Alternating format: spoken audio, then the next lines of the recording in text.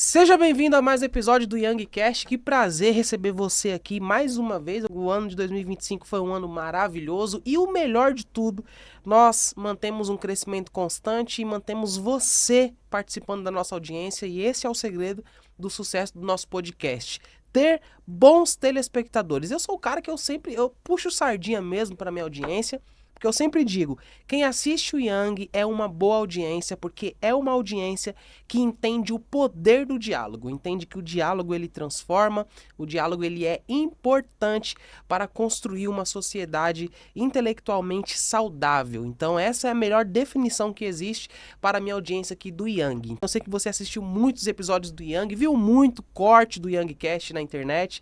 Vamos continuar com essa entrega, vamos continuar com essa relação que nós temos, porque isso é extremamente importante. Então, até a volta de Cristo, a gente vai estar aqui conhecendo pessoas novas, conhecendo histórias novas e, o melhor de tudo, sendo transformados a cada episódio. Se você está aqui pela primeira vez, eu sou o André Yang e eu serei sempre o seu anfitrião aqui neste podcast. Então, já vale a pena você se inscrever no canal, ativar as notificações. Transforme-se em um consumidor das entrevistas completas do Yang. Eu sei que você já viu o corte aí, a folha na internet, mas fica o convite para que você se inscreva no canal e assista às entrevistas completas aqui em nosso podcast. Então você que pode, aponte a câmera do celular para o QR Code, faça a sua doação. O valor que você doar, a gente vai converter isso em alimentos, brinquedos e roupas e vamos levar para aquelas crianças que tanto precisam desse suporte, tanto precisam desse apoio. Então, faça sua parte e nos ajude a ajudar quem mais precisa. Nós vamos deixar para vocês aí também o Instagram do Yang. Se você não conseguir ler o QR Code, é só você vir na descrição e vai ter aí o Instagram do YangCast, que agora caminha para 2 milhões de seguidores. Senhoras e senhores, 2 milhões de seguidores. Quantos estádios do Maracanã que seriam necessários para dar esse número de 2 milhões de seguidores? E é o número que nós estamos chegando agora no Instagram, então fico muito feliz com isso e convido você a fazer parte da nossa comunidade lá no Instagram. Eu estou recebendo um convidado aqui muito especial. Como eu sempre digo, o YangCast é um podcast de relevância porque recebe convidados relevantes.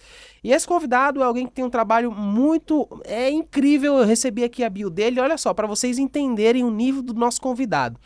Ele é especialista tributário, ele tem a formação contábil, atende mais de 350 empresas por mês, ele é pastor, pregador, casado com a Larissa, o pai da Melissa e da Maísa, deixar aqui o abraço para a família do nosso convidado. Ele tem 28 anos de idade, mas a gente não vai falar muito de idade aqui no podcast, porque senão vai afetar até os cabelos brancos do apresentador. Ele ajuda empresários a lucrar mais, pagando menos impostos, ou seja, ele ajuda pessoas que já têm as suas empresas a ter um lucro maior e a reduzir a quantidade de imposto, né? O brasileiro paga muito imposto e às vezes não sabe que tem uma forma de reduzir isso aí. Ele é apaixonado por tecnologia, network, futebol, viagens e é sócio do Grupo Mais. Olha só que legal, não, essa apresentação aqui, cara, tá outro nível. Posso dizer pra vocês assim que esse convidado, ele é aquele convidado que carimba, que diz de fato que o YangCast, ele só recebe convidado relevante. Senhoras e senhores, eu estou recebendo aqui o meu querido amigo que a gente deve ter aí alguma junção familiar, que eu também sou o André Mendes, só que ele é o Gabriel Mendes. Boa. Seja bem-vindo ao YangCast, meu amigo. Obrigado, André. Obrigado aí pelo convite, pela oportunidade. É um prazer estar aqui nesse fenômeno aí do podcast brasileiro, né? Obrigado pelo convite, pela oportunidade. A honra é toda minha. Cara, e o Mendes, pô? Você é Mendes também? Eu sou Mendes. Qual é o seu nome completo? Gabriel Mendes da Silva. Eu sou André Mendes Souza. Uau, tá perto, hein? Deve ter alguma coisa aí. Mendes é uma tribo de índios. Sim, sim, indígena, né? Indígena. O Mendes vem da família por parte da minha mãe, né? Da parte minha mãe? De mãe. Região ali de Minas, sudoeste de Minas ali, então... Se tiver algum parentesco lá em Minas, irmão. O meu também vem da minha mãe, né? A minha mãe é baiana. Minha mãe baiana, nasceu ali em Itabuna, lá na Bahia. Eu tenho até que mandar um abraço pro pessoal da Bahia, que o pessoal que assiste sempre manda mensagem. Yang, você tem que mandar um abraço. Vou deixar um abraço registrado aí pra vocês. Meu amigo, como é que você tá? Tá leve? Tá tranquilo? Tranquilo. Pegou trânsito pra vir ou não? Graças a Deus, tudo tranquilo. Viemos bem. Eu e a Bárbara aí, né? Que a nossa Tá aí a assessora aí Bárbara. de marketing e viemos bem, graças a Deus. Aliás, parabéns pela estrutura, fenomenal, irmão. Tô em casa. Cara, para receber bons convidados, a gente tem que sempre apostar e investir nessa estrutura aqui para fazer com que a voz de pessoas interessantes ela seja ouvida, né, Boa. por milhões de pessoas. Eu já vi aqui na sua bio que você é um cara que está com 28 anos, mas já tem feitos aí de homens de 50 ou 60 anos. Fala um pouco sobre essa sua visão, sobre quem é o Gabriel, como que funcionam os projetos do Gabriel. Eu vi aqui que você é sócio de um grupo de mais de 3 empresas, 4 empresas. Fala um pouco sobre o Gabriel para que a nossa audiência possa te conhecer. Boa, André. Eu sou consagrado a pastor, né, pelo Ministério Belém de Sorocaba, pastor-presidente, teu amigo. Pastor Mazinho, Pastor um grande Mazinho, abraço, meu amigo. gente boíssima. A minha história ela começa com um propósito muito nichado, muito definido por Deus da minha vida, né? Que é ser alguém que ama a obra de Deus e também ama ajudar pessoas, né? A saírem de uma bolha, muitas vezes, que é uma limitação de crença, achar que não consegue atingir uma prosperidade, um ápice, e isso tudo com equilíbrio, sem perder a essência. Sou casado, Uau. Sou casado, tenho 2 filhas, Melissa, Maísa, casado com a Larissa, né? Um beijo, amor. A estrutura ali é o que edifica a nossa casa, Base, né? a base de tudo. Uau. E como propósito principal, o meu propósito sempre foi, André, ajudar pessoas de fato a furar essa bolha, que muitas vezes a gente vê até dentro das igrejas de que cristianismo e prosperidade não combinam, quando na verdade eu tenho aprendido muito com o verso bíblico que diz como pode um jovem se tornar tão sábio quanto mais velho. E aí o escritor vai dizer aprendendo com os fios de cabelo branco dele. Uau. Então, eu gosto muito disso, eu tenho isso como missão de vida, de aprender com quem já aprendeu o que eu preciso aprender. E eu vi que você tem um trabalho voltado para jovens, né? Você é um líder de jovens. E o que eu achei legal é que você tem justamente essa visão empreendedora, né? Da importância de empreender. A gente vai falar muito sobre isso aqui na entrevista. Mas como é que funciona esse seu trabalho com os jovens, Gabriel? Como você faz isso? Boa. Hoje nós lideramos um grupo de jovens que tem cerca de 50 jovens, né?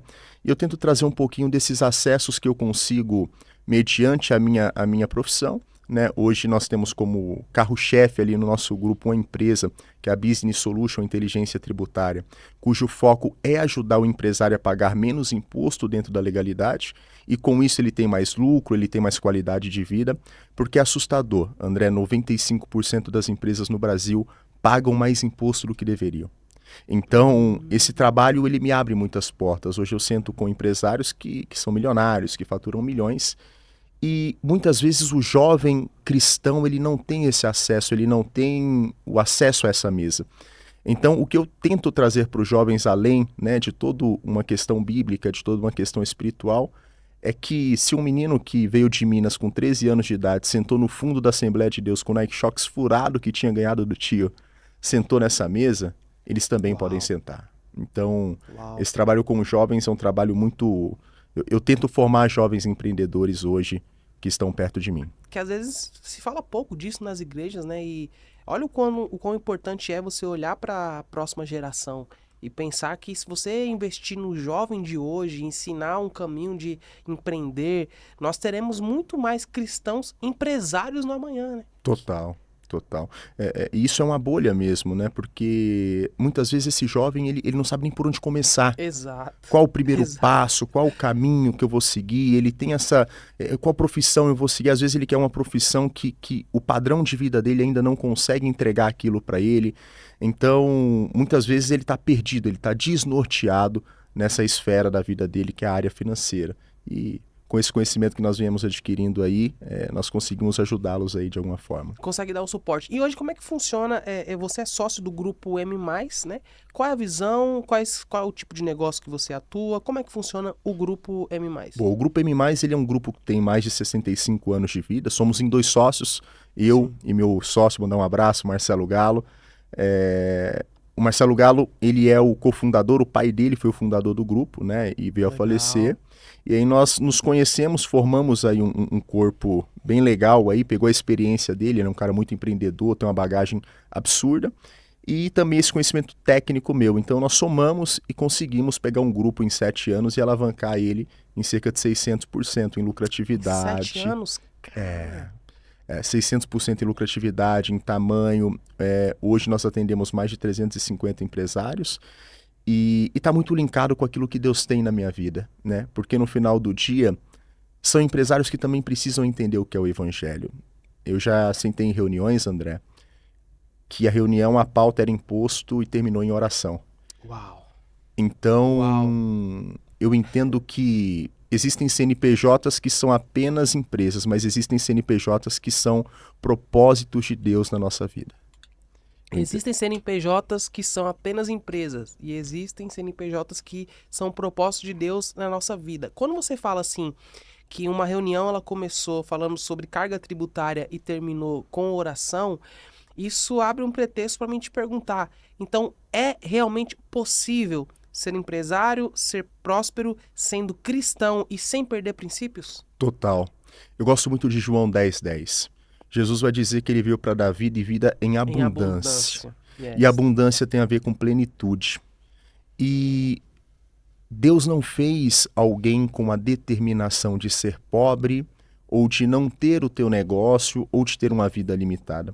A verdade é que, uma vez que você entende o propósito de Deus na tua vida e entende quem te colocou aonde você está, é totalmente possível você ter essas 3 áreas da tua vida bem-sucedidas: profissional, espiritual e financeira. Ou seja, é 100% possível você ter uma empresa, ter negócios, fechar contratos milionários e não perder a sua salvação. Então, basicamente, essa que é a visão, essa que é a ideia, então, hoje do Gabriel empreendedor. Boa. Esse isso é o aí. caminho. É isso aí. E acaba linkando, né? Eu costumo dizer que as pessoas separam muito vida profissional, vida pessoal, com vida espiritual, com vida financeira, mas no fim do dia, vida é vida. Vida é vida. Então, boa definição. Se a tua vida financeira não tá boa, dificilmente a tua vida espiritual vai estar no ápice que ela deveria estar. E eu não estou falando aqui de você estar com a conta bancária com milhões, mas eu estou falando de você saber o cenário atual da tua vida e aonde você quer chegar. Vida é vida. Então, alguma área vai influenciar na outra certamente. Não tem como deixar todas essas caixas separadas. Não tem como. Vida é vida. Meu amigo, vamos lá então, vamos começar agora Boa. aqui as granadas, você tá pronto? Vamos que vamos. Cara, eu vou soltar a primeira polêmica aqui, já que nós estamos falando justamente sobre essa questão, sobre a prosperidade, né, sobre o dinheiro, que durante muito tempo ele é uma caixa que muitas pessoas, como é que fala? É pisar em casca de ovo, né? Muita gente não entra muito no assunto, não fala. Hoje a gente percebe que grande parte dos cristãos tem olhado mais para isso, o que é positivo, visto que é melhor o dinheiro na mão do cristão do que na mão, às vezes, de um traficante, às vezes na mão de pessoas que fazem coisas erradas, né? Visto que um cristão, com princípio, ele vai fazer o reino de Deus avançar, talvez ajudando alguém, né? Investindo num projeto missionário, enfim. O primeiro assunto aqui, o primeiro tópico é sobre o dízimo. Quem não dá o dízimo vai para o inferno? Olha, eu entendo que não dar o dízimo não te leva para o inferno. Agora, o que eu entendo também, André, é que alguém que entendeu o que é o reino, ele não consegue deixar de ser dizimista. Porque a igreja ela é uma entidade sem fins lucrativos. A igreja não nasceu para dar lucro. Isso, inclusive, juridicamente. Sim. E se ela não nasceu para dar lucro, significa que ela tem que ter dinheiro de algum lugar para manter-se, para ter os trabalhos que são feitos ali, para ter a estrutura que é feita ali, né? Para pagar, caso tem igrejas hoje que têm funcionários. Como que vai ser pago esses funcionários se ela não pode comercializar algo? E a partir do momento que um cristão ele se converte e ele entendeu que o dízimo dele é ferramenta terrena para a amplitude dessa tenda, dessa área, da igreja que ele congrega. Exato.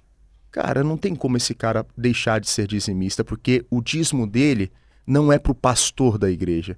O dízimo dele é para uma obra que está dando amplitude para o reino. O dízimo não vai te levar para o inferno se você não der. Agora, a amplitude da tenda que você congrega depende do membro dizimar. Depende 100% do membro. E tem aquele outro ponto de vista. Se o cara ele tá na igreja, se o cara ele vai pro culto, ele cultua, ele toma água, ali tem luz para pagar, obviamente, né? Tem a luz para pagar, se tem ali o banco, a cadeira foi parcelada, os instrumentos foram parcelados.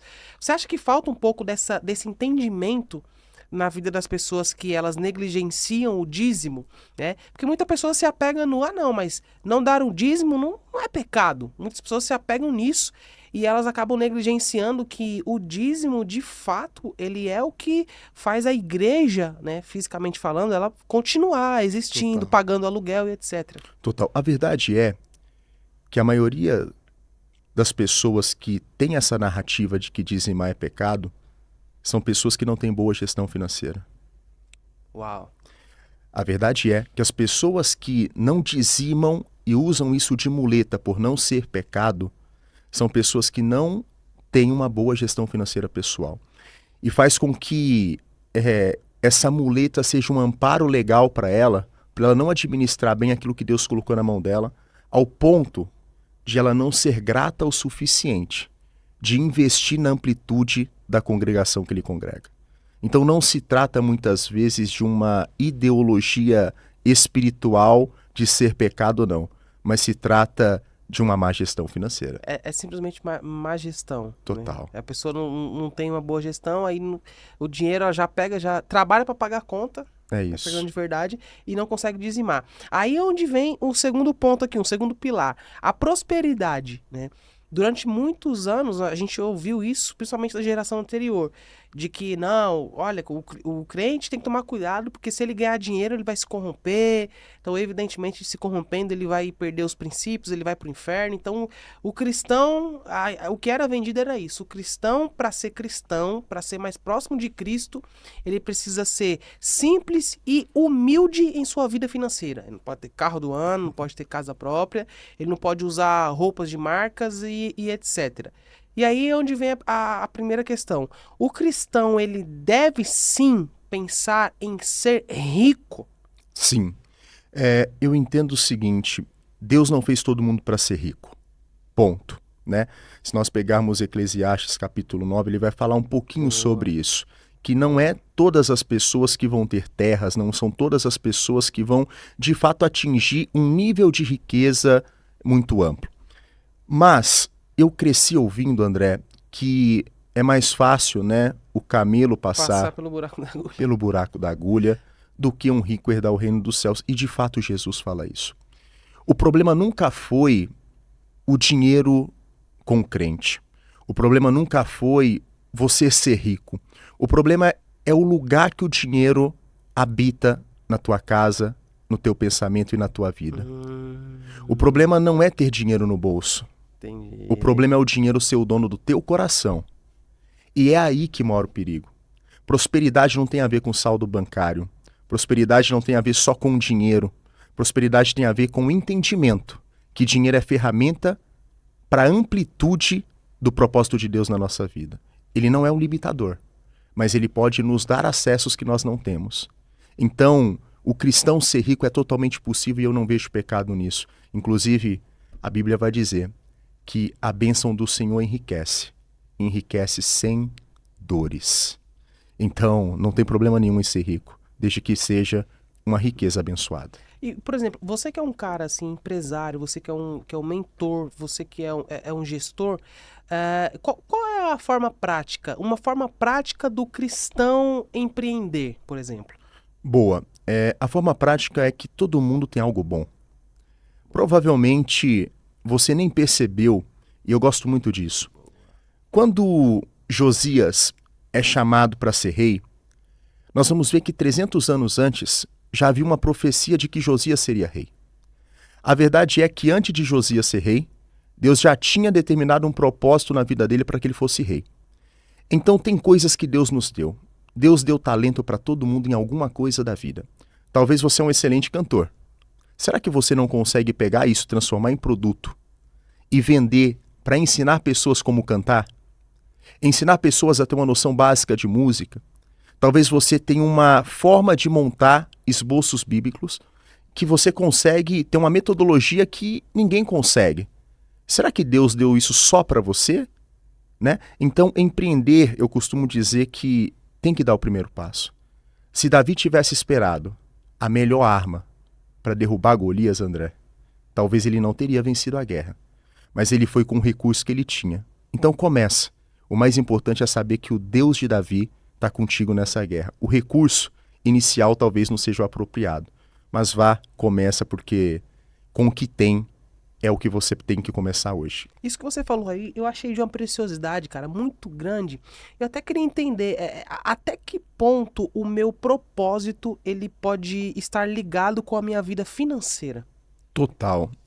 Eu acredito que Deus ele nos dá uma vida com diversas áreas, mas a partir do momento que a nossa vida está nas mãos de Deus, eu entendo que todas as áreas da nossa vida estão na mão de Deus. Né? A partir do momento que você coloca a tua vida nas mãos de Cristo, Cristo ele governa a tua vida. Então, existem situações, eu me lembro de uma, com 9 anos de idade, minha mãe tinha um carrinho de cachorro-quente. Eu venho de uma família muito simples, e ali naquele carrinho de cachorro-quente, André, eu nem sabia o que era contabilidade. Não tinha noção? Não tinha noção. Família simples, mas todo mundo que comprava fiado no carrinho de cachorro-quente da minha mãe, eu anotava. Todo mundo que passava ali e comprava, eu anotava que entrou aquele dinheiro. A verdade é que Deus já estava me preparando para algo. Uau. A verdade é que eu não tinha o conhecimento, mas Deus já estava me preparando para eu estar aonde eu estou. Então, tem coisas que aconteceram na minha vida e na tua vida, né, que nos assiste, que você não entendeu e até hoje você não tinha percebido, mas já era Deus preparando o teu currículo. Já era Deus preparando para você ser quem você será. Então, fique tranquilo, porque Deus tem um propósito ligado em todas as áreas da tua vida. Deus tem um propósito ligado em todas. Isso que você falou eu achei interessante, porque eu penso que o propósito, a todo momento da sua vida, ele vai te sinalizando, né? Tem gente que às vezes você olha, o cara tem 40 anos e ele não sabe qual é o propósito. Ah, eu não sei. Qual é o seu propósito, cara? Pô, meu propósito? Ah, não faço ideia do que seja. Ou aquela pessoa que associa o propósito dela com a função que ela tem numa empresa, com às vezes um cargo que ela exerce, e são coisas completamente diferentes. Mas o que na sua fala a gente percebe é que você estava anotando ali os clientes que compravam fiado, mas aquilo você identificou que estava ligado ao seu propósito. A gente pode dizer que essa cegueira que faz com que a gente não veja e perceba, através da realidade que está ao nosso redor, qual é o nosso propósito, ela pode ser em certo ponto espiritual? Isso pode ser uma cegueira espiritual de você não conseguir ter clareza sobre o seu propósito? Total. Eu acredito que pode ser espiritual, pode ser emocional. Ah, emocional. André, boa. Hoje, o que tem de cristão que não atinge aquilo que Deus tem na vida dele, porque ele tem no inconsciente dele traumas do passado não tratados, e às vezes ele acha que o problema dele é financeiro, mas na verdade o problema dele é emocional. A escassez durante o período dele de criança foi tão grande que aquilo ali virou uma ganância, ao ponto dele querer chegar de qualquer jeito aonde ele tem que chegar, e aí ele não chega. Ou virou uma limitação de crença, de ele achar que a vida que Deus tem para ele é a vida que os pais dele tiveram financeiramente. Então, quando se trata de área financeira, existem vários gatilhos. E é isso que precisa ser tratado. Você, às vezes, tem um problema de consumismo impulsivo que você acha que é espiritual, mas é emocional. E quem trata isso é psicólogo, é psiquiatra. Então, a vida financeira está atrelada a diversas áreas da nossa vida. O consumismo impulsivo pode ser um trauma de escassez. Você nunca teve. Agora você tem condição mínima de ter e está gastando mais do que você pode gastar. Ou seja, emocional. Emocional. Seria a ausência de inteligência emocional. Total. E as empresas olham isso hoje. A empresa, e na verdade até num nível, colocando um crachazinho de pastor, a grande verdade é que a maior deficiência dessa geração, tanto de obreiros quanto de empresários, é a falta de inteligência emocional. É as pessoas que não conseguem achar um equilíbrio entre vida financeira e vida espiritual. E eu não estou falando de você ser rico, Eu não tô falando de você ter milhões na conta. Ah, é diferente. É diferente. Opa, Eu conheço, irmão, isso é valioso. eu conheço gente que tem milhões na conta e não é próspero. A É alma é possível vazia. que alguém tenha milhões na conta e não seja uma pessoa próspera? Total. Na verdade, aquela pessoa só adquiriu riqueza.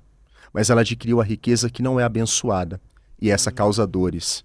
Causa dores ao ponto dela não conseguir mais dormir no mesmo ambiente que a esposa dorme. Causa dores ao ponto dela não conseguir dar um abraço na filha, no filho e falar eu te amo. Causa dores ao ponto de a conta bancária estar cheia, mas a conta no céu Vazia. vazia. E aí está o problema.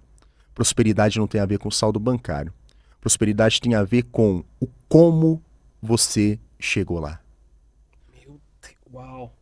E eu acho lindo, né? Meu Deus. Quando Jesus passa na casa de Zaqueu, Zaqueu entende isso. E ele fala assim, eu vou devolver de quem eu tirei o que não devia. Em vezes mais. Porque ele entendeu que o que ele tinha em saldo bancário não era o suficiente para o fazer próspero. Ao ponto de quando ele quer ver Jesus, tudo que ele tinha adquirido não foi suficiente para comprar a altura que ele precisava para conhecer Jesus. Então não tem nada a ver com saldo bancário. Tem a ver com Jesus passar na tua casa e mudar de fato o que precisa ser mudado. Por exemplo, o rico ele vai para o inferno por ser rico? Não, de jeito nenhum. Eu entendo que a riqueza não é o parâmetro de julgamento por parte de Deus para condenar alguém ou salvar alguém. Assim como a pobreza também não é. Nem todo rico vai para o inferno e nem todo pobre vai para o céu. Até porque tem rico que ele é rico de forma abençoada e abençoadora. E tem pobre que é pobre por causa de consequência de erros, inclusive de decisões espirituais errôneas que ele fez. Como, por exemplo, Deus falou não faça e ele fez. E isso teve um prejuízo financeiro na vida dele. Quanta gente não toma uma decisão de sociedade sem orar a Deus pedindo orientação, se aquela de fato é a sociedade que Deus tem para a vida dele. Aí depois não dá certo, ele perde o que ele tinha, se empobrece, e aí ele acha que é prova. E nem sempre é prova. Tem decisões na nossa vida que geram consequências. E tem consequências que não tem nada a ver com prova. É simplesmente uma escolha errada que a gente fez sem orientação de Deus. Ou seja, é inconsequência. É isso aí. Inconsequência boa. É isso aí. É o cara que ele não tem E isso acho que talvez parte... se a gente furar um pouco mais a bolha, se a gente vai mais longe, não é nem pelo cara que foi um cristão que não ouviu falar ou que não se acostumou a falar sobre riqueza. Às vezes até pode se tornar uma questão cultural. Total. Por exemplo, no Brasil, o brasileiro ele não tem educação financeira. É isso. O Brasil ele não aprende sobre educação financeira e sobre o quanto ela é importante. E a gente percebe que essa ausência de educação financeira é que faz hoje o Brasil ser um dos maiores, os maiores rankings de inadimplência no Brasil. Total. É o brasileiro. Você acredita que essa falta de educação financeira, ela é o que mais tem impactado no nível do país? Você acredita que o Brasil ele não é mais rico ainda porque grande parte dos brasileiros não tem educação financeira? Total. Eu acredito que a educação financeira ela é fundamental para mudar essa nação. Ao ponto de cerca de 80% da população brasileira ela tem o nome negativado. Sim. É muita gente. É muita gente. E isso, as pessoas não entendem o impacto dessas má decisões e má educação até na sua vida espiritual. Sim. Sabe por quê? Porque a partir do momento que você está com alguma área da tua vida, principalmente a financeira bagunçada, você está dando legalidade espiritual para atalhos que não são permitidos por Deus adentrar em tua vida como um prato de lentilha.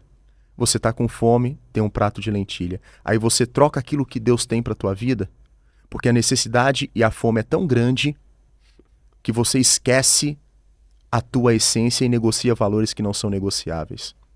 E esse é o problema. Educação financeira não estruturada, não realizada, ela pode abrir brechas na nossa vida, que inclusive impactam na nossa espiritualidade. Por exemplo, quando a gente fala, né, justamente sobre esse contexto aqui, sobre prosperar, a gente tem uma grande dificuldade, e isso vira uma polêmica danada hoje em dia nas igrejas, né? Que é o que mais está em xeque hoje em dia. Que é a questão do quê? Do pregador, ele estipular um valor, ele cobrar para pregar. De um lado a gente tem, né, a gente tem uma briga de corda, né? Então, de um lado, puxando a corda, grande parte das igrejas, elas falam, não, mas de graça recebeis, de graça dais. Você não pode cobrar, você não pode estipular. Como que o pregador, ele cobra para vir numa igreja? Será que Jesus... Aí alguns falam, será que Jesus iria cobrar para ir na igreja? Do outro lado da ponta da corda, a gente tem alguns itinerantes que falam assim, não, pô, mas eu estudei, eu fui atrás de estudo, eu busquei o estudo. E isso não foi de graça, eu cheguei na faculdade e eu paguei. E aí a gente vê aquela fase de que às vezes o ministro ele deixa de ser ministro e acaba se tornando um produto. Porque aí ele passa a ter uma assessoria, ele passa a ter uma série de agendas e ele de fato trata aquilo como se fosse um negócio.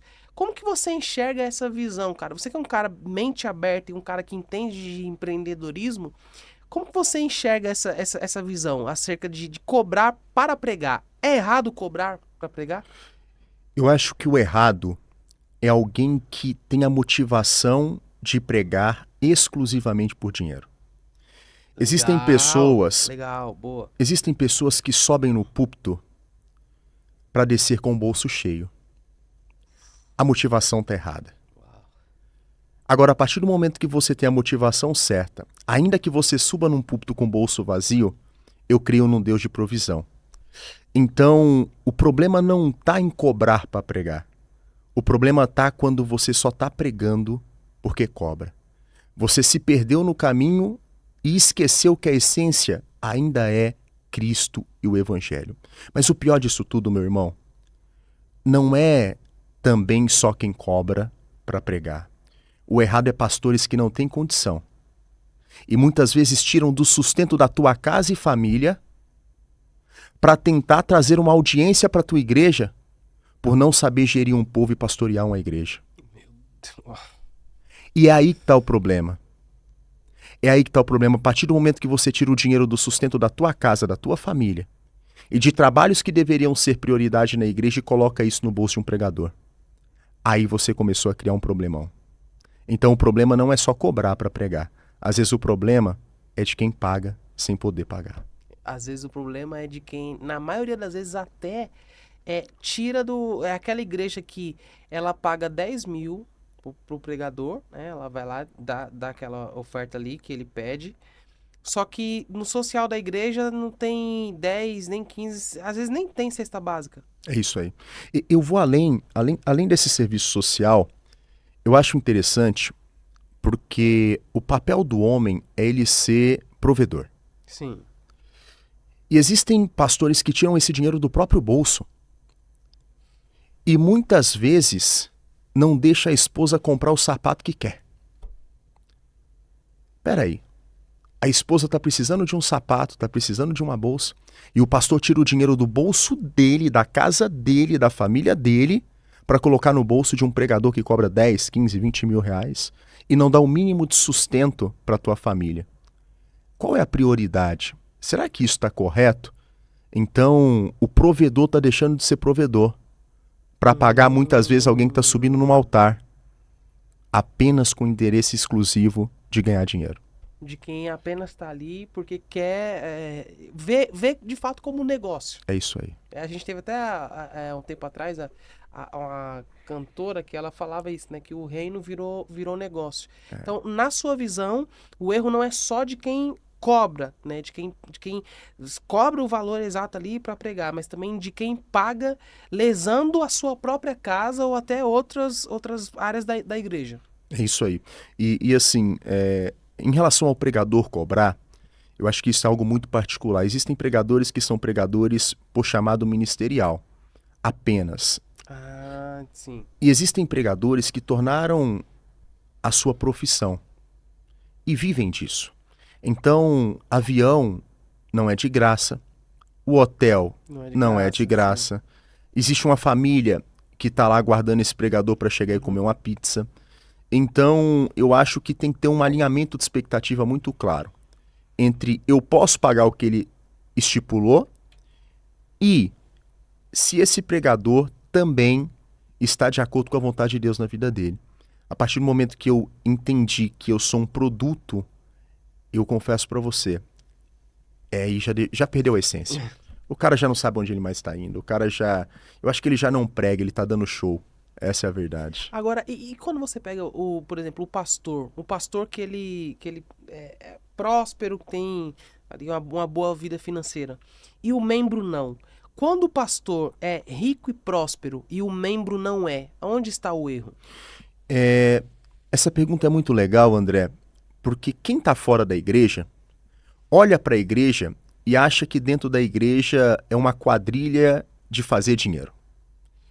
E quem está dentro da igreja tem uma barreira muito grande sobre falar de dinheiro. Então são duas visões muito loucas. O que me chama a atenção é que o que vai definir a riqueza na tua vida não é o teu cargo pastoral. Porque existem pastores que antes de serem pastores já adquiriram riquezas. Já era um empresário, Já toca uma empresa, já tem um negócio, vem de uma família que já tinha um determinado patrimônio. Então, a verdade é que o pastor, ele não enriquece só por ser pastor. Existem casos que sim, que o pastor acaba fazendo uma diminuição ali, que ele consegue pegar um dinheiro da igreja, o que eu não concordo. Porque a igreja é uma entidade sem fins lucrativos. Exato. Juridicamente falando, isso é ilegal. Agora, o pastor acorda 4 da manhã, toca uma empresa, vai dirigir culto, trabalha na igreja, atividades paralelas, ele é um empresário e ele é pastor. Aí o pastor compra uma BMW. Aí o fiel acorda 11h30 da manhã, o membro acorda 11h30 da manhã, não solta um currículo, não faz um curso, não se capacita para nada. Talvez o abismo tá aí. Alguém que quer demais e alguém que não quer nada. Então não tem a ver com cargo pastoral, tem a ver com o que eu tenho de objetivo na minha vida financeira. É o que você tem de... Isso é até aquela questão, assim, de você não apenas ser bom moralmente, ser bom, tipo, um bom marido, um bom pai, mas você ser bom em algo. É isso. Né? Bom, porque a lei, eu penso que a lei da semeadura, ela é uma lei que nem Deus abre mão dela. Deus não vai contra o próprio caráter dele. Né? Então, a lei da semeadura, ela funciona. Irmão, você vai ter... você vai colher do suor do seu trabalho. Você vai ter que trabalhar, você tem que se esforçar para ter retorno. Só que a gente percebe que tem muito crente que ele passa metade da vida dele na igreja fazendo campanha para prosperar, campanha da prosperidade, campanha disso, daquilo, e nunca prospera, porque justamente não trabalha. A gente pode dizer que hoje a gente tem muito crente preguiçoso dentro das igrejas? Olha, eu acho que tá dentro da igreja e tá na sociedade inteira. Na sociedade inteira. Hoje você marca 11 entrevistas, aparece 2. E se aparecer, você tem que estar feliz da vida, irmão. Porque já teve vezes de marcarmos entrevistas e não aparecer ninguém. A verdade é, André, que eu acho que Deus ele tem um negócio especial com quem gosta de trabalhar. Boa. Quando Deus chama Gideão, Gideão estava fazendo o quê? No lagar. Estava trabalhando. Quando Deus chama Davi, o que Davi estava fazendo? Trabalhando. A verdade é que Deus gosta de quem trabalha. E a oportunidade geralmente vai passar perto de quem trabalha. Afinal, quando Saul está possesso de espírito, ele manda que ache o melhor arpista. E as pessoas lembram de quem? De Davi. O que deu acesso a Davi ao palácio foi ele fazer bem feito aquilo que ele fazia. E não só bem feito, ele era o melhor arpista. Foi por isso que lembraram dele. O acesso de Davi no palácio foi feito por aquilo que ele fazia bem feito. O acesso de Davi no palácio foi pela entrega dele como arpista. Onde que eu quero chegar? A verdade é que não vai vir um anjo do céu bater na tua porta e te entregar uma chave de uma indústria dizendo você é o novo CEO. Ou você se prepara para isso, para quando Deus tiver a oportunidade de conceder você abraçar, ou você vai continuar acordando 11h30 da manhã e vivendo de sonho. Achando que a sua vida do nada... E falando que alguém tem mais sorte que você. Que é a pior parte. Né? Que muita gente olha, às vezes vê o sucesso, vê você construir algo e ela fala assim, não, teve sorte. É isso aí. Na verdade, quem é bom em dar desculpa não é bom em mais nada. Uau. A verdade é que a pessoa que ela pega a desculpa como muleta, ela traz a desculpa como muleta, ela não progride, porque tudo ela tem uma desculpinha, tudo ela tem uma narrativa de vitimismo, quando na verdade Deus tem algo preparado para todos. É nós que não nos preparamos para aquilo que Deus tem para a nossa vida. Essa é a verdade. É uma geração preguiçosa. É uma geração que até tem informação. É uma geração Mais do que que até... a geração anterior, Muito. verdade. Tem informação e vou além. Às vezes até tem estudo e capacitação. Mas sabe o que tem faltado? Disponibilidade. É uma geração que não quer ter disponibilidade para aquilo que Deus tem na vida. Disponibilidade. Aí entra naquela fase por exemplo, do casamento. Aí eu te pergunto, por exemplo, o cara que ele quer casar, não, beleza, tá ali na igreja, e às vezes até a igreja dá uma pressãozinha, não, vocês estão namorando já há um bom tempo, então vocês têm que casar, etc. Qual que é a sua visão sobre pessoas que casam, qual é a sua visão sobre jovens cristãos que casam sem ter condição financeira? Boa. Eu acho que tudo é um alinhamento de expectativa. Se você tem um mínimo dentro do teu lar, sendo solteiro, eu ouvia isso muito de um pastor amigo meu. E ele dizia o seguinte: não tire uma moça da casa dela para dar menos do que ela tem dentro de casa. Então, esse alinhamento de expectativa entre duas pessoas que querem se transformar em uma só carne, ela é necessária ao extremo. O que eu tenho hoje é o suficiente para que nós tenhamos uma vida em conjunto, para que nós construirmos uma vida em conjunto. Então, na verdade, não tem receita do bolo. Se você quiser ter uma casa e depois casar, eu não vejo problema nenhum nisso. Desde que a pessoa que está contigo está disposta a te aguardar construir isso. Agora, se você quer uma orientação minha, construir junto é a melhor receita para crises. Porque a partir do momento que entrar uma crise, quando entrar uma crise pela janela, aí... meu irmão, você sabe que você você está carregando aquela cama que o paralítico leva quando Jesus fala assim, ó, levanta, pega a tua cama e anda. Sim. A cama é para ele não esquecer da onde ele veio. A cama é para não esquecer quem tirou ele da cama. Então, se chegar um dia a crise, se a crise bater na tua porta, tá tudo bem. Porque você já construiu uma vez. E se precisar, você vai construir de novo. Agora, quem recebe tudo de mão beijada geralmente não valoriza a construção. E em momentos de crise, é gerada a destruição.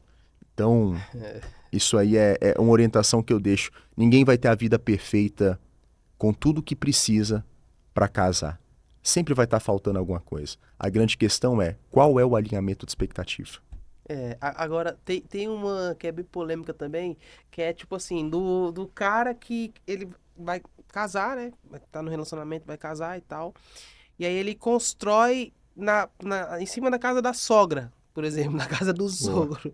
Como que você enxerga isso? Esse cara é um grande corajoso, ele é um maluco ou não?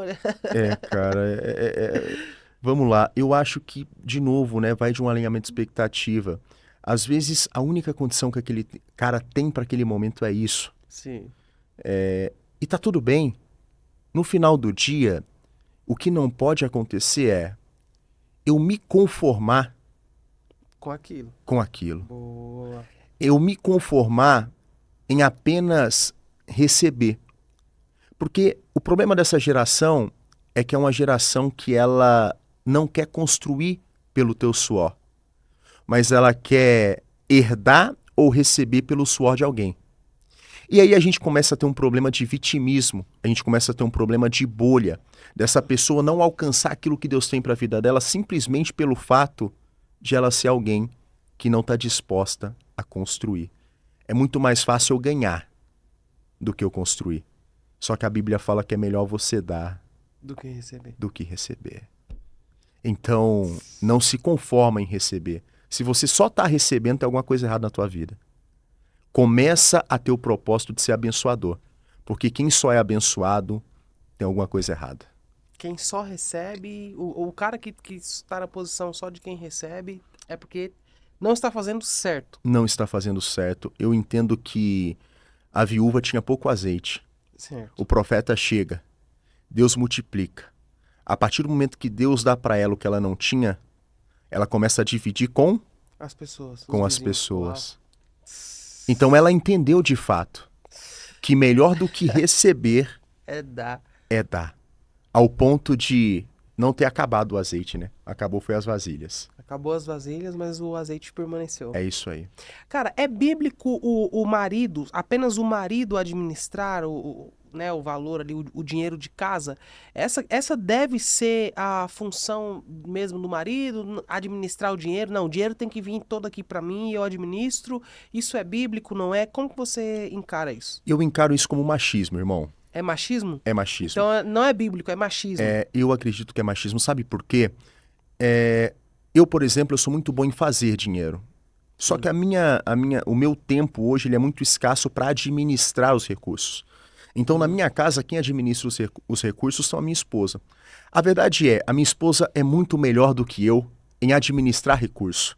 E eu sou muito melhor do que ela em gerar fazer recurso. Gerar recurso. Então, não se trata do sexo, não se trata de ser o homem ou ser a mulher, se trata de quem é bom naquilo. Se trata de quem é melhor naquilo. E é por isso que tem muito homem que não prospera. Porque ele acha que ele é o 100% administrador. Mas, na verdade, ele é o melhor gerador de recurso e um péssimo administrador. Então, põe na mão da tua esposa que administra melhor que você. Porque a tua casa vai ser mais próspera. Coloca na mão de quem sabe fazer o que tem que ser feito. E não seja egoísta e machista ao ponto de achar que porque você é o homem, o dinheiro tem que estar todo na tua mão e a tua esposa não tem a capacidade de administrar.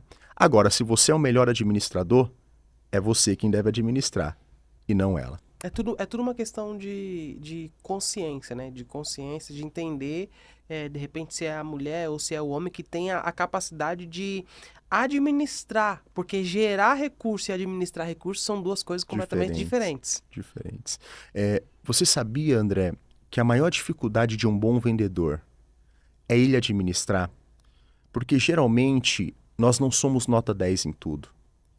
Existem coisas que eu sou nota 8, nota 7, nota 2, nota 3. E todo mundo passa por esse processo porque são várias áreas da nossa vida. A verdade é que nem todo bom vendedor é um bom administrador. E geralmente não é. É por isso que existem tantos conflitos entre quem vende e quem administra. Porque quem vende, ele não tem a capacidade administrativa muitas vezes. Então, não deixe que aquilo que você é ruim, que aquilo que você não entrega em excelência, seja a âncora da tua vida financeira. Por quê? Porque aquilo que você não é bom, acha alguém melhor do que você naquilo e peça ajuda. E às vezes está dentro da tua casa. Às vezes o teu filho tem muito mais conhecimento em tecnologia e administração do que você. Mas porque você tem 50 anos mais do que ele, você não admite isso. Putz, você acha que não. Eu sou o pai, eu tenho que administrar tudo. Às vezes o teu filho tem muito mais experiência e formação do que você. E ele pode alavancar a vida financeira da tua casa e da tua família. Peça ajuda para ele, filho, como que eu faço? Tenha a humildade de entender que você não é bom em tudo, que você não é o melhor em tudo. Peça ajuda para quem é melhor do que você naquilo que você não é bom. E reconheça naquilo que você não é bom. Quais são, por exemplo, as características de um bom administrador? Um bom administrador... Como você nota? Você que é um cara... Boa, eu vou te dizer uma característica do bom administrador, conservador. Conservador? Um bom administrador, ele é conservador. Um bom administrador, ele calcula o risco e entende que aquele risco é proporcional ao que ele pode arriscar no momento, ou não. Ele é conservador ao ponto de entender que se ele arriscar mais do que ele pode, ele vai deixar de ter tudo que ele tem. Ainda que o ganho possível seja absurdo, seja promissor, às vezes ele perde uma boa oportunidade, porque ele entendeu que não é o momento. Ele usa uma emoção certa, no momento certo, na temperatura certa. Esse é o bom administrador. Ele não age por impulso, ele é frio. E ele nunca fecha algo por impulso. Ele pensa duas vezes. Aliás, eu aprendi isso muito com a minha esposa. Se for para fechar agora, eu não fecho. Eu prefiro perder uma oportunidade entre tomar uma decisão sem pensar e desenhar cenários possíveis. O melhor administrador é aquele que entende o cenário atual e aonde ele quer chegar e aonde ele pode chegar. Então, uma das características é o cara, a pessoa, né, o administrador, ele também conseguir gerir as próprias emoções. Porque às vezes tem negócios que ele te atrai tanto que a emoção vai nas alturas, você não percebe, e às vezes fecha sem pensar. Então, gerir as emoções é uma das características de um bom administrador. Total. Isso cabe para todas as áreas da nossa vida. O pastor, por exemplo, eu admiro muito os pastores e confesso para você, eu não permito e não gosto que alguém fale mal de pastor perto de mim. Porque o pastor ele tem que ter uma capacidade administrativa o tanto quanto um empreendedor e um empresário tem que ter. Aliás, se nós analisarmos, o empreendedor e o empresário ele administra em vista de ganhar algo. Certo, ter retorno financeiro. Retorno financeiro. Sim. O pastor ele administra simplesmente por amor. Isso me chama muito a atenção, porque existem contrapartidas para você ser um bom administrador. Existem pastores que administram com sucesso a tua igreja e o teu lar, mas a contrapartida é estar tomando um antidepressivo. Existem pastores que poderiam ser baita CEOs em empresa.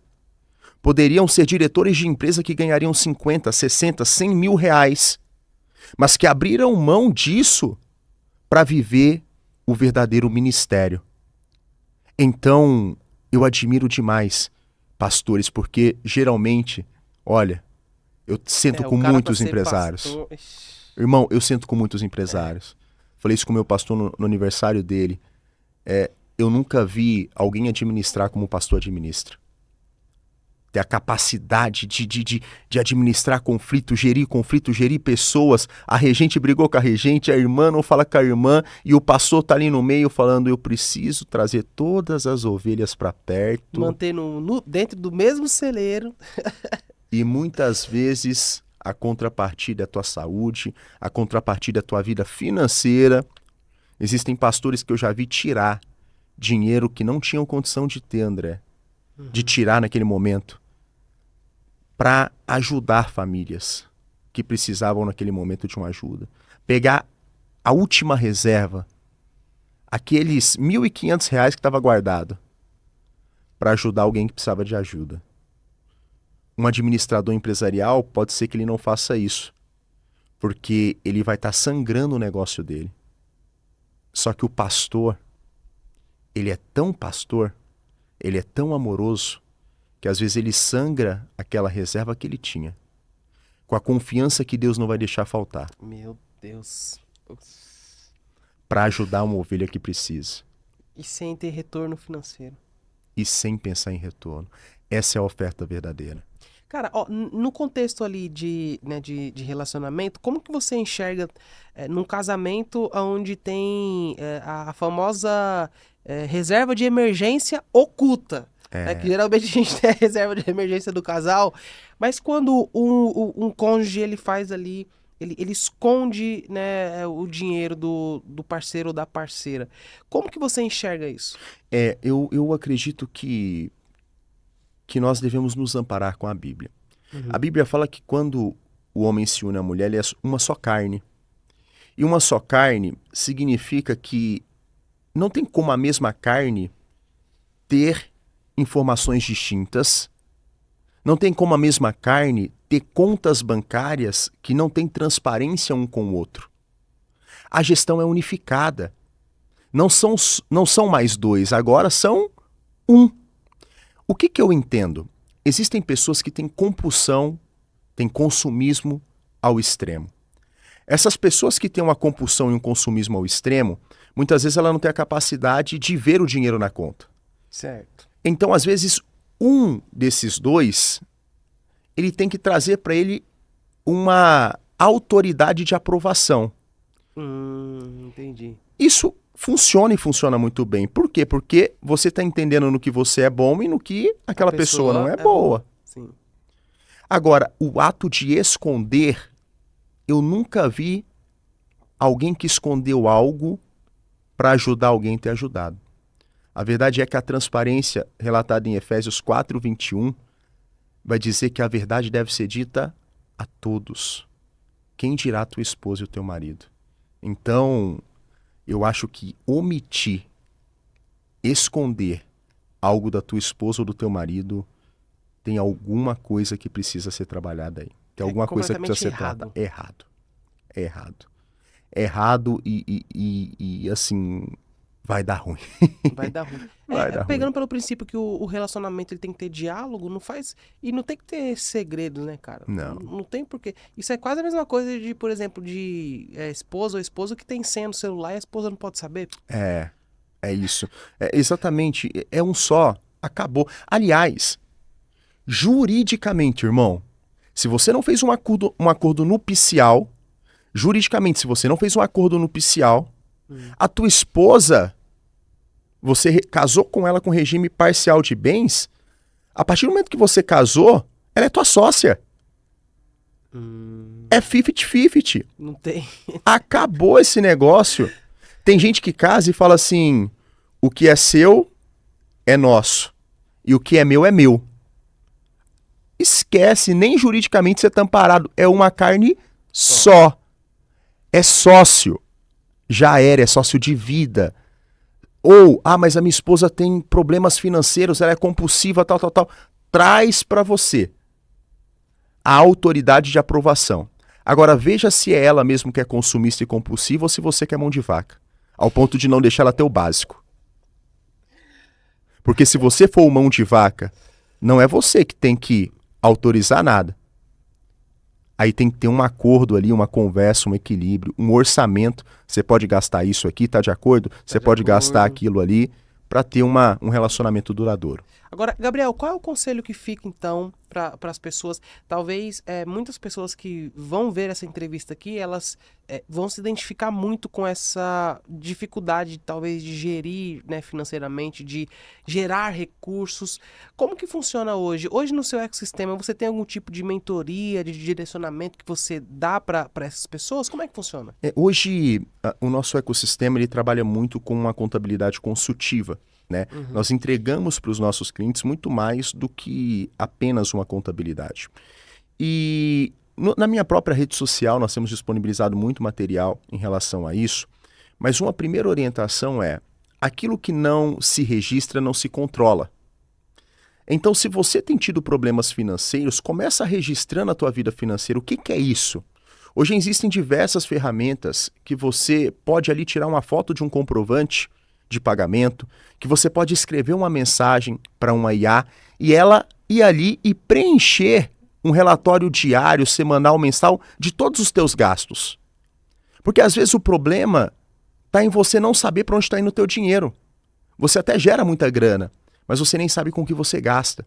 Então, aquilo que não se registra não se controla. E aquilo que não se controla não toma decisões assertivas. Aquilo que não se controla, você não gera decisões assertivas. Então, é muito importante ter o registro. Mas eu ganho só 2.000. Começa com 2.000. Eu tô com a Bíblia. Quem não é fiel no pouco, não vai ser no muito. Se você não controla ganhando 2.000, quando você estiver ganhando 50, recebe aí. Não vai... Não vai controlar, irmão. Não vai. Registra. Controla. Porque às vezes o problema não tá no quanto você tá ganhando. Aliás, geralmente não tá. O problema está no quanto você está gastando e aonde está indo o teu dinheiro. Então, essa é uma orientação que eu gosto de deixar para todo mundo aí. Isso, e nesse ponto aí, é de saber onde está indo o seu dinheiro, é você saber colocar o seu dinheiro naquilo que te traz um retorno que vai gerar mais recursos para você? Total. Eu costumo dizer que você que quer empreender, você que quer ter o teu negócio... Isso aqui já é uma mentoria, já aí, já tô conseguindo arrancar os conteúdos dele aqui de mentoria para vocês, viu? Pessoal, olha, é bem legal essa. Você que quer administrar a tua vida pessoal melhor, a tua vida financeira melhor, é preciso entender uma coisa. Empresa não compra sonho. Empresa não compra sonho. Quem compra sonhos são pessoas físicas. Quem compra Porsche, quem compra carro, quem compra casa do jeito que quer, é a pessoa física. Só que a empresa ela é a galinha dos ovos de ouro. Você não pode matar ela para realizar os sonhos da pessoa física. Por que eu falo isso? Porque tem muita gente criticando o negócio que tem, ou até mesmo não iniciando um negócio, sabe por quê? Porque está vivendo de comprar sonho. E está esquecendo de investir na galinha, que vai gerar os ovos de ouro.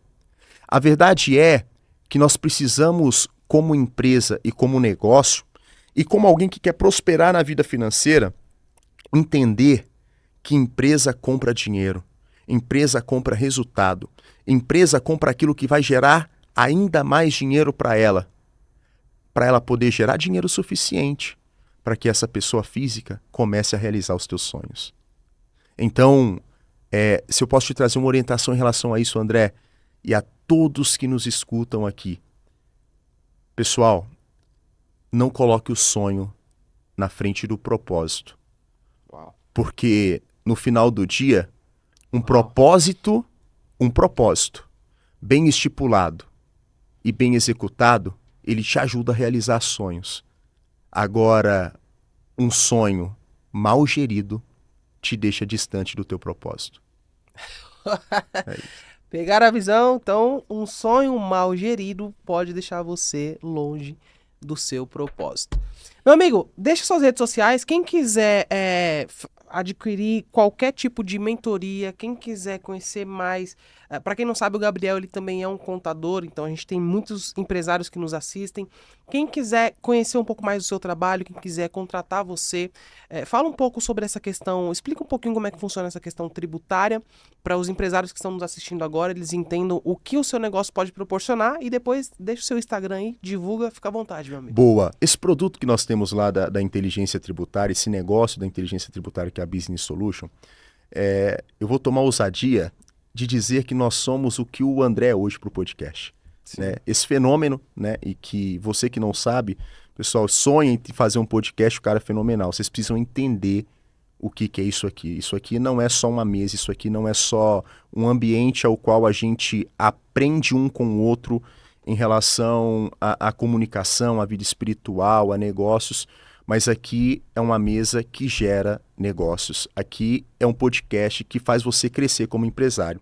E o meu negócio na Business Solution Inteligência Tributária, André, ela é o que o Yang quer proporcionar para o empresário cristão, Sim. que é gerar conhecimento e gerar também maior lucratividade, maior prosperidade. Nós ajudamos empresas que pagam, às vezes, impostos e não sabem nem quanto está pagando, o porquê está pagando, a ter uma melhoria no resultado dela. Inclusive, dentro dessa operação, tem gente que é apaixonado pelo contador, não quer trocar de contador, está tudo certo. Nós trabalhamos hoje numa operação, inclusive, que contadores nos contratam para fazer isso. Advogados nos contratam para fazer esse trabalho, porque nós temos grandes cases, nós temos aí empresas que faturam milhões de reais, que graças a Deus, né, através desse conhecimento de inteligência tributária, nós entregamos resultados que são diferentes. Sim. Então, a nossa rede social aí, se você quiser seguir, é Gabriel Mendes, _contador. Gabriel Mendes, _contador. Lá a gente disponibiliza bastante material, bastante conteúdo para você ter um entendimento aí do que é o nosso trabalho. Gabriel Mendes, _contador. Eu vou deixar aqui na descrição as redes sociais do Gabriel e lá você pode chamar, você que tem a sua empresa, quer dar uma resolvida aí nessa quantidade de carga tributária que você está pagando, de forma, dentro das 4 linhas, de uma forma 100% legal. Então, você pode chamar o Gabriel, vou deixar aqui na descrição o Instagram dele, você consegue dar um alô, a equipe dele vai te receber lá. Você que quer receber o Gabriel, como vocês viram, né, o homem tem muito pão, então você quer receber o Gabriel para pregar na sua igreja, vai, boa. Né? Vamos lá. É só agendar? Só agendar. E o bom é que ele não cobra. Não cobra, viu, gente? Não cobra. Meu amigo, foi um prazer imenso te receber aqui.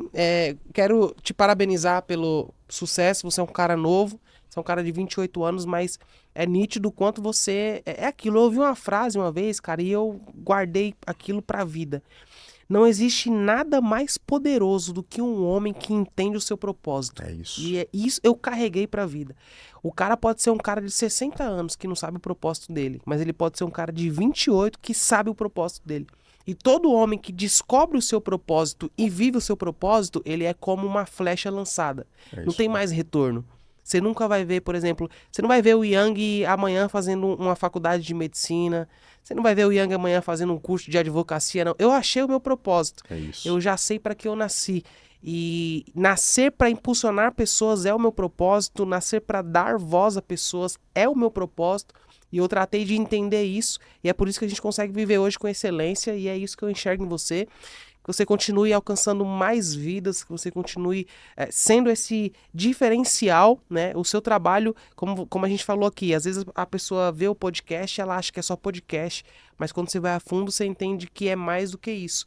E o seu trabalho, você é muito mais além que reduzir uma carga tributária. O seu trabalho, você resolve, sana uma dor, uma dificuldade de um empresário que às vezes há muito tempo está tendo muita dificuldade, né, no negócio dele. Que você continue sendo esse Boa. cara, que você continue transformando a vida de vários empresários, que você continue tocando mais vidas e que cada dia que passar, mais jovens tenham o seu futuro mudado através daquilo que você aplica, meu irmão, aquilo que você ensina. Amém, meu irmão, eu agradeço. Pra gente é uma honra, né? Uma oportunidade imensa. E eu posso definir esse trabalho que você faz aqui, André, como alguém que impulsiona não só pessoas, mas impulsiona propósitos. O teu propósito é Uau! impulsionar propósito. Então, agradeço mesmo pela receptividade, pela amizade e conte conosco aí sempre que precisar. Ó, eu vou deixar pra vocês aqui, então, tá tudo aqui na descrição. Segue o Gabriel lá no Instagram dele, vai no nosso Instagram pra acompanhar os cortes da entrevista. Vocês perceberam que teve muito insight poderoso, então tudo é corte, tudo vai se transformar em corte. Então corre no Instagram, envia esses cortes pra sua família, pra de repente aquele jovem que precisa entender a importância de administrar a sua vida. A gente tem que entender que nós somos cristãos, aqui não é a nossa morada, a gente vai em breve volta pro nosso lugar de origem, mas estamos aqui e nesse momento que estamos aqui precisamos entender a importância de sermos cidadãos. Então, como Jesus disse, dai a César o que é de César. Então, aqui nesse mundo você precisa de dinheiro para comprar, você precisa pagar para morar. Então, entendendo isso, você tem que cada vez mais e mais romper essa bolha de que, eu sou cristão, não posso ter dinheiro. Não, você pode sim ser uma pessoa próspera, ser uma pessoa rica, financeiramente muito bem estável e ainda ir para o céu. Você pode desfrutar sim de uma boa vida aqui nessa terra, mesmo tendo aflições, mas você pode, assim como Cristo, vencer e você ter uma vida eterna maravilhosa com Deus. Então, esse é o insight poderoso dessa entrevista de hoje. Corre no Instagram, é só você acompanhar os cortes que estão disponíveis lá e enviar para sua família. Eu vou ficando por aqui, eu sei que você também vai ficar por aqui. Para isso eu vou facilitar, eu vou deixar aqui do lado o próximo episódio, vai aparecer para você, você dá um toque aqui e eu te recebo dentro de 5 segundinhos, já com uma nova entrevista, já com um novo episódio completo do Young Cash para você maratonar por hoje. Clica aqui que dentro de 3 segundos eu te recebo no próximo episódio.